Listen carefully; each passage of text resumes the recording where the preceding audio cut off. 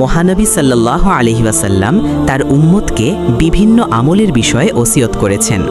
এর মধ্যে রয়েছে 3টি এমন আমল যেগুলো মৃত্যুর আগ পর্যন্ত না ছাড়ার ওসিয়ত করেছেন তিনি। এ সম্পর্কে হাদিসে এসেছে, আবু হুরায়রা রাদিয়াল্লাহু আনহু বলেন, আমার প্রিয়তম রাসূল সাল্লাল্লাহু আলাইহি ওয়াসাল্লাম আমাকে 3টি বিষয়ে ওসিয়ত করেছেন যেন আমি তা মৃত্যুর আগ পর্যন্ত ত্যাগ না করি।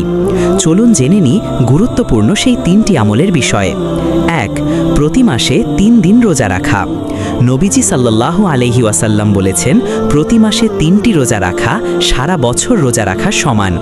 এর কারণ হলো ইসলামে একটি নেক আমলের সওয়াব কমপক্ষে 10 গুণ বৃদ্ধি করা হয়।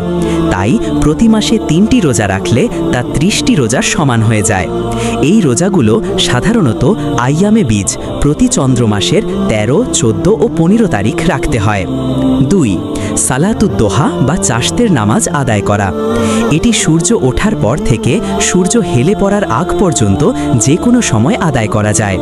এই নামাজের ফজিলত অনেক বেশি। নবীজি সাল্লাল্লাহু আলাইহি ওয়াসাল্লাম বলেছেন, যে ব্যক্তি সালাতুদ দোহা নিয়মিত আদায় করবে তার জন্য জান্নাতে একটি বিশেষ ঘরের ব্যবস্থা করা হবে। এটি কমপক্ষে 2 রাকাত থেকে সর্বোচ্চ 12 রাকাত পর্যন্ত পড়া যায়। 3. ঘুমানোর আগে বিতর নামাজ পড়া। বিতর নামাজ এশার নামাজের পর আদায় করা হয়। এটি বেজোড় সংখ্যক রাকাতের নামাজ। নবীজি সাল্লাল্লাহু আলাইহি ওয়াসাল্লাম ঘুমানোর আগে এই নামাজ আদায়ের জন্য বিশেষভাবে তাগিদ দিয়েছেন।